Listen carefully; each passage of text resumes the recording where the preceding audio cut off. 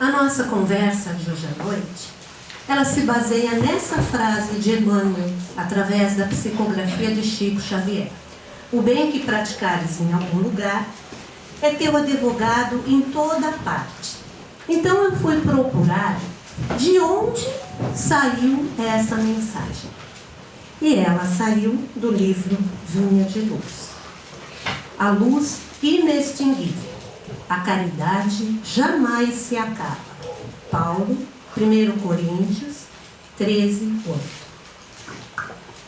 E aí Emmanuel nos diz: permaneces no campo da experiência humana em plena atividade transformadora. Todas as situações de que te envaideces comumente são apenas ângulos necessários, mas instáveis de tua luta. A fortuna material, se não a fundamentas no trabalho edificante e contínuo, é patrimônio inseguro.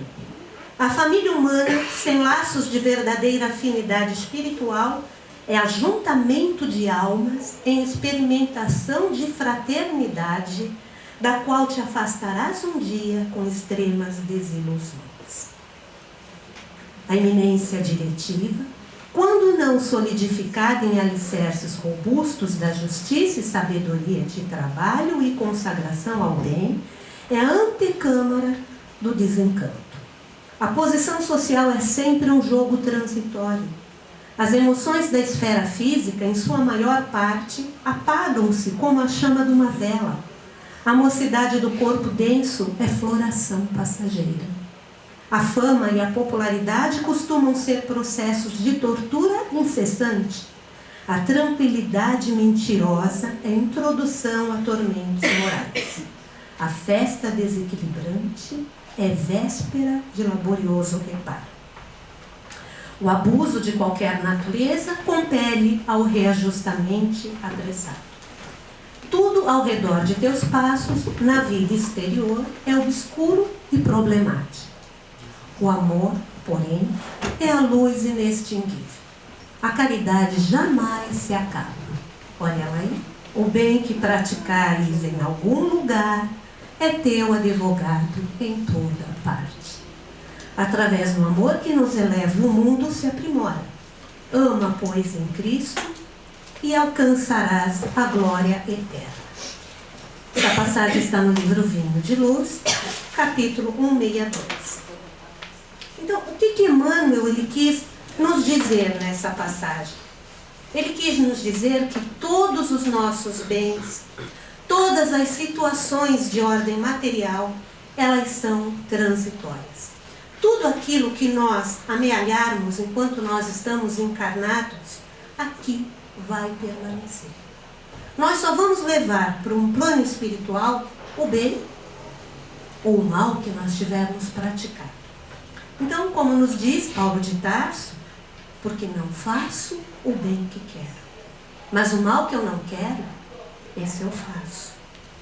E não adianta nós dizermos assim: mas eu não faço mal para ninguém. É necessário que nós façamos o bem. Que nós sejamos bondosos com os nossos adversários, com os nossos semelhantes. Mas o que significa, afinal, sermos bondosos? O que é a bondade? A bondade nada mais é do que um sentimento que é voltado para a solidariedade, para a fraternidade com os nossos semelhantes. E como é que nós vamos conseguir desenvolver essa bondade? Procurando colocar em prática os bons sentimentos que nós já possuímos. Quanto mais nós cultivarmos o amor, a solidariedade, a fraternidade, quanto mais nós procurarmos nos afastar dos nossos vícios, nós vamos conseguir desenvolver com mais facilidade a bondade que nós trazemos dentro de nós. Então, sendo assim, o bem é o quê? É um estado de espírito. É inerente àquele que se preocupa com o próximo. Sendo esse próximo do nosso ciclo de relacionamento, nossos amigos, nossos familiares, ou não. Qualquer próximo, mais próximo a nós. A questão 643 do Livro dos Espíritos nos diz o seguinte: há pessoas que por sua posição não tenham possibilidade de fazer o bem? E os Espíritos respondem: não há ninguém que não possa fazer o bem. Somente o egoísta não encontra jamais a ocasião para praticá-lo. É suficiente estar em relação com outros homens para se poder fazer o bem. E cada dia da vida oferece essa possibilidade a quem não estiver cego pelo egoísmo. Porque fazer o bem não é apenas ser caridoso, mas ser útil na medida do possível, sempre que o auxílio se faça necessário. Havia um certo devoto da lei que foi convocado pela determinação do céu para exercitar a beneficência quando encarnado. Só que ele vivia numa pobreza extrema. Ele não podia de nenhuma forma retirar uma pequena parcela que fosse do seu salário. É verdade, ele dava de si mesmo, quando era possível, através das boas palavras, através dos bons gestos.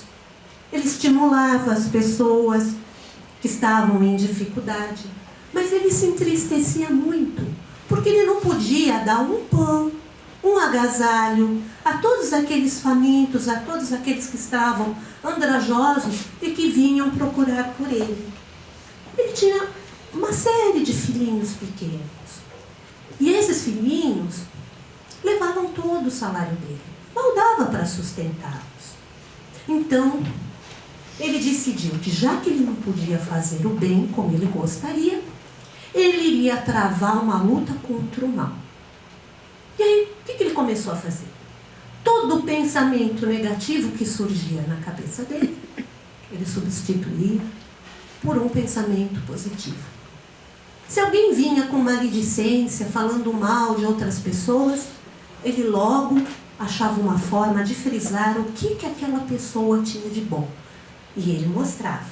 Se alguém vinha ao seu encontro cheio de ira, ele se calava, ele se afastava, procurava não reagir e tratava aquela pessoa com fraternidade.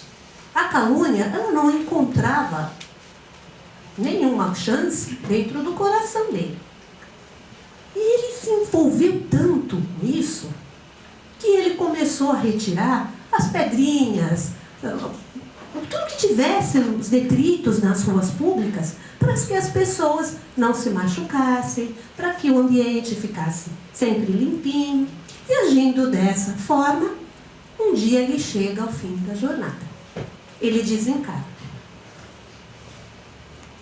Então, ele desencarnou, mas ele chegou no plano espiritual muito triste, porque ele não tinha conseguido fazer a beneficência. Ele não tinha conseguido dar um prato de sopa. Ele não tinha conseguido levar um agasalho para algum pobrezinho. E aí ele foi levado ao tribunal divino. Aquele servidor humilde, receoso, desalentado. E quando ele se vê ali na frente, ele vê que ele estava aureolado por uma luz muito grande. E ele então começa a chorar. Ele fala: mas por que eu sou merecedor disso, né? Que recompensa é essa se eu não conseguir matar a fome, aplacar o frio de ninguém? E aí eles dizem para ele que ele merecia isso pela posição que ele adotou contra o mal. Então, gente, o que esse texto quer dizer para a gente? Distribuamos sim o pão, a coberta. Vamos acender a luz da ignorância. Vamos intensificar a fraternidade, eliminar a discórdia. Mas não nos esquecemos nunca de combater o mal que existe dentro de cada um de nós.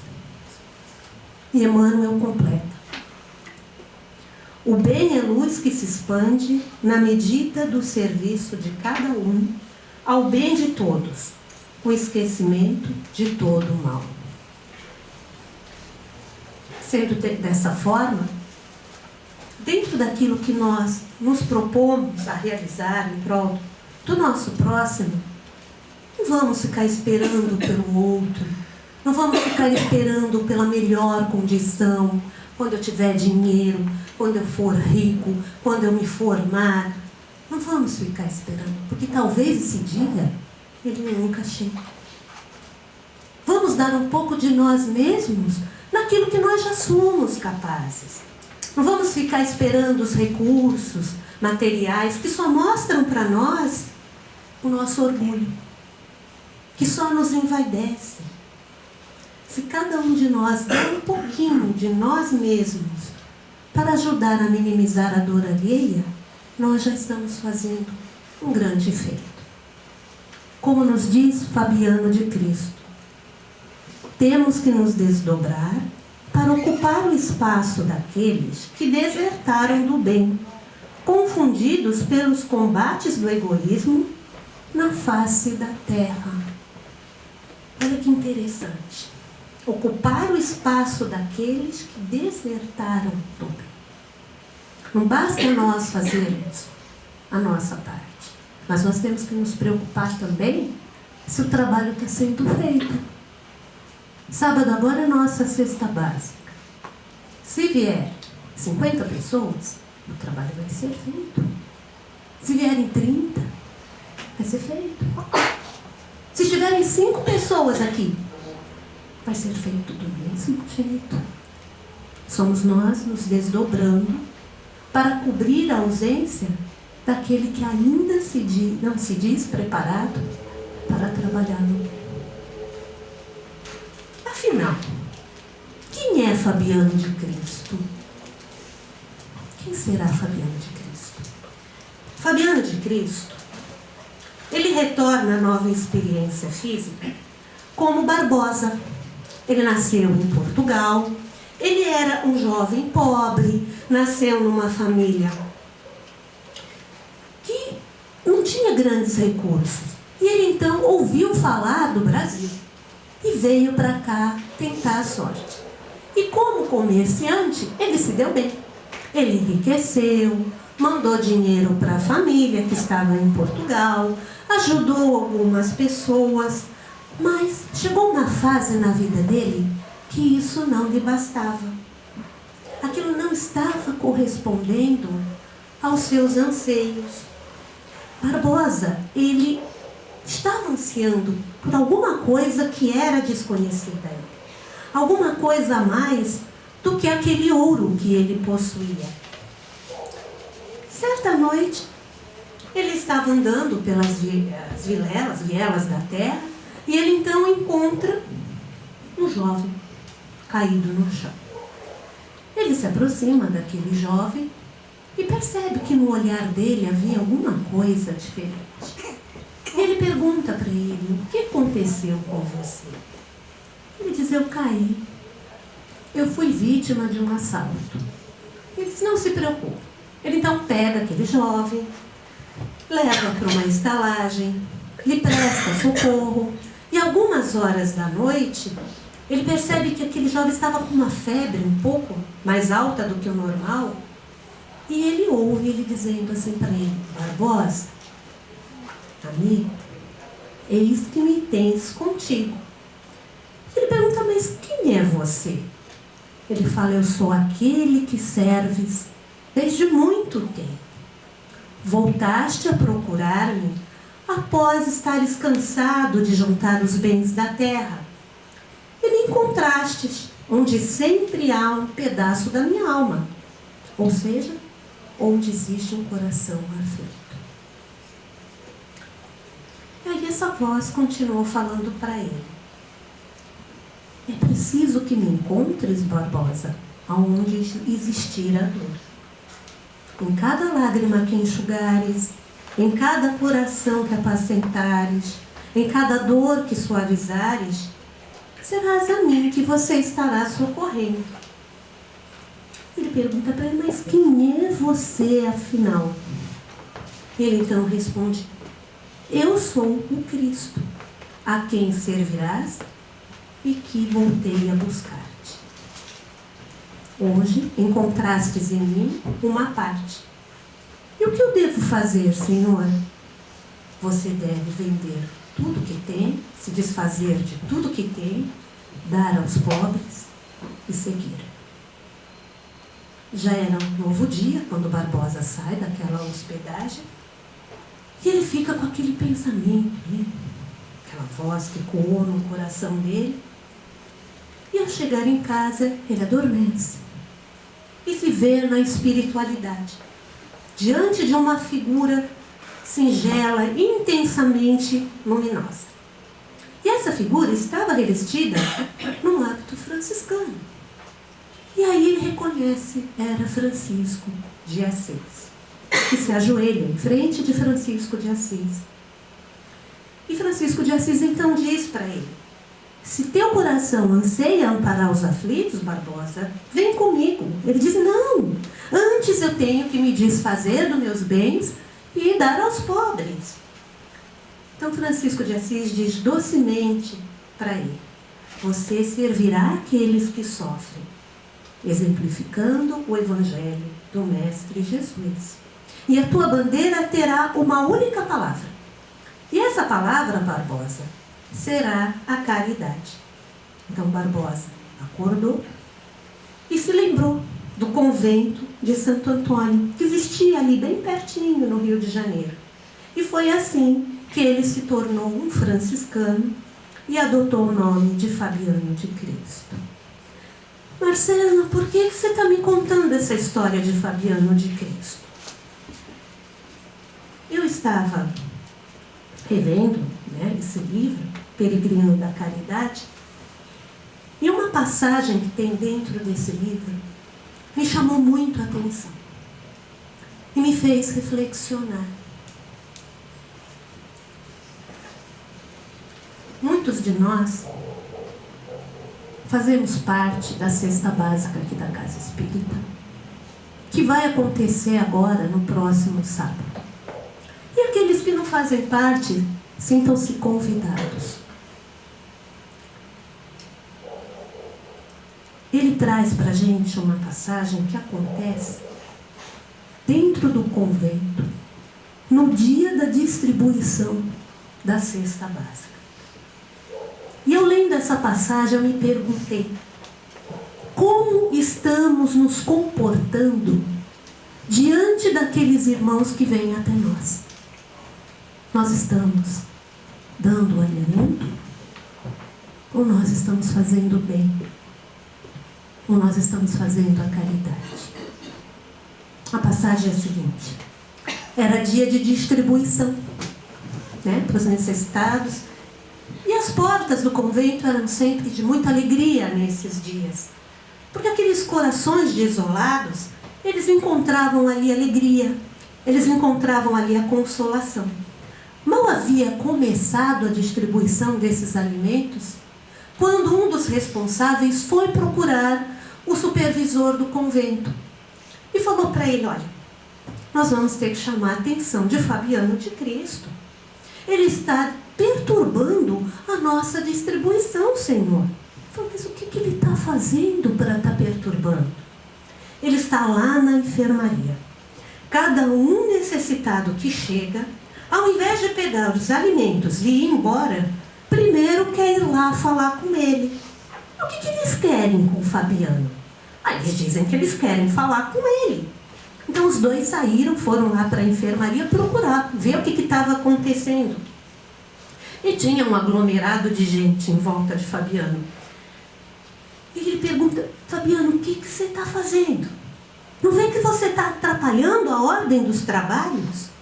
E ele então lhe sorri com brandura, né? Eu não estou fazendo nada de mal. Eles querem abrir os seus corações que estão ulcerados pela dor e ouvir algumas palavras de consolação. Aí o superior diz para ele: aos necessitados dá-se o alimento.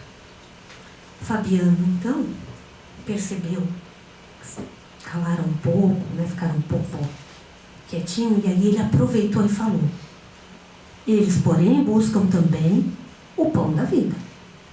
Se lhes falta alguma coisa na despensa, falta-lhes igualmente a esperança no coração. Se o Cristo multiplicou o pão e o peixe para os famintos, antes deu-lhes as palavras do reino dos céus. Nada tenho para dar-lhes de mim. E como estou diante daqueles que choram, repito-lhe as palavras daquele que veio à terra por eles. Bem-aventurados os que choram, porque serão consolados. O superior entendeu a lição cristã e, relembrando a oração que Jesus nos deixou, ele se dirige ao encarregado e diz, conciliador: dê o pão, dê o alimento a quem tem fome do corpo, e deixa que Fabiano distribua aos aflitos o pão que alimenta o espírito, assim como fez Jesus. Quando nós estamos fazendo bem em favor de alguém, não se iluda. Nós estamos sendo beneficiados. Nós não estamos beneficiando ninguém. Nós estamos sendo beneficiados. A bondade, gente, ela é um desafio. É muito mais fácil nós sermos bondosos com aquelas pessoas que são simpáticas a nós, com aquelas pessoas que nos querem bem. Mas é muito importante que nós façamos o bem a todos, indiscriminadamente. E quando ainda nós não conseguimos fazer esse bem, vamos procurar imitar aqueles que já praticam. Vamos ler as obras do Chico, vamos ler as obras do Divaldo, vamos seguir o exemplo de Madre Teresa, principalmente os ensinamentos do nosso Mestre Jesus, porque de tanto nós lermos, de tanto nós estudarmos, de tanto nós procurarmos imitá-los, vai chegar uma hora que nós estamos praticando. A nossa fatalidade é o bem. Agora, como alcançar esse bem? Aí depende de cada um de nós. Sejamos bons. Nós não vamos modificar o planeta. Não, isso nós não vamos conseguir. Mas nós já podemos sorrir, compreender, ajudar, amparar, amar aquelas pessoas que nos rodeiam, que estão perto de nós. No nosso serviço, na nossa casa, no nosso grupo de estudo. Nós todos somos geradores de energia. Então que nós possamos gerar boas energias. Vamos pensar no bem, vamos falar o bem, vamos agir no bem. Para que nossas atitudes venham a influenciar aquelas outras pessoas que estão nos cercando. Marcos Prisco é um espírito que psicografa através de Divaldo Franco. E ele nos diz no livro Momentos de Decisão: uma migalha de carinho que você estenda a quem se encontra à espera do auxílio enriquece o coração alheio e retorna multiplicada aos celeiros de onde partiu, transformada em luz de alegria, a expandir-se pelo caminho da alma na peregrinação para a vida excelsa.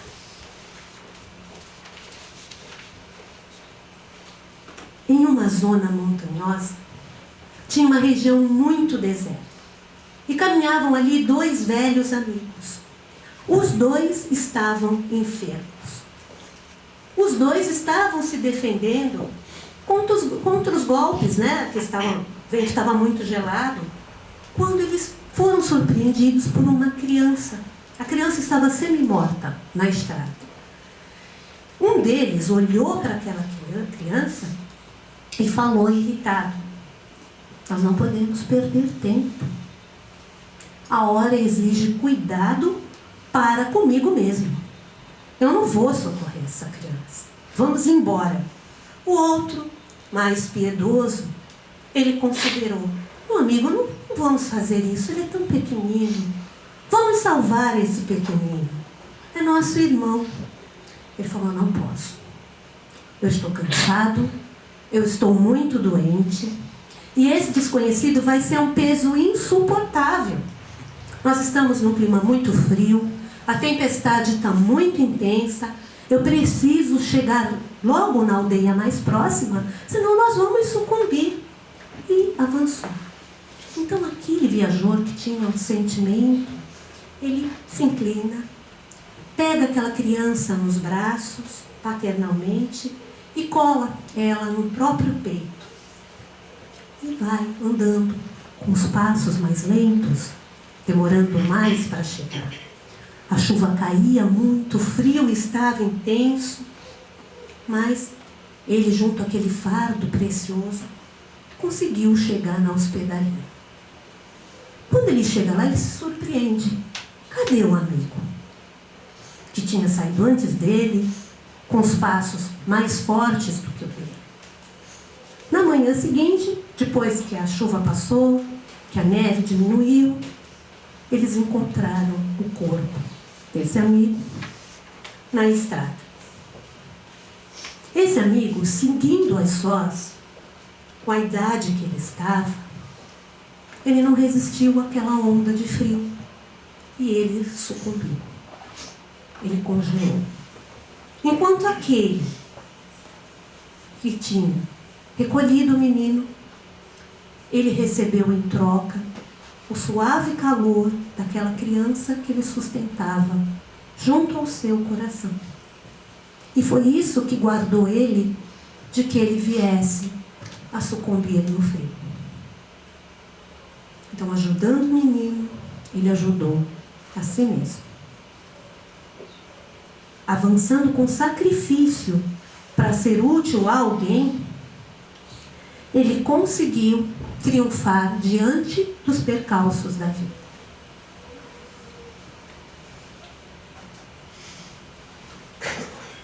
Então, gente, as mais convincentes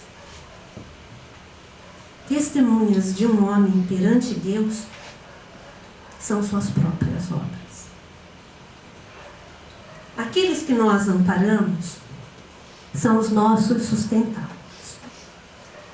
O coração que socorremos vai se converter ou agora ou então mais tarde em recursos ao nosso favor. Ninguém duvida, gente. Ninguém. Um homem, quando está sozinho, é simplesmente um adorno vivo no meio da solidão. Agora, aquele que coopera em benefício do próximo, ele é credor do auxílio comum. Quando nós ajudamos, nós estamos sendo ajudados. Quando nós estamos dando, nós estamos recebendo. Essa é a lei divina. Não tenho dúvidas disso. Boa noite.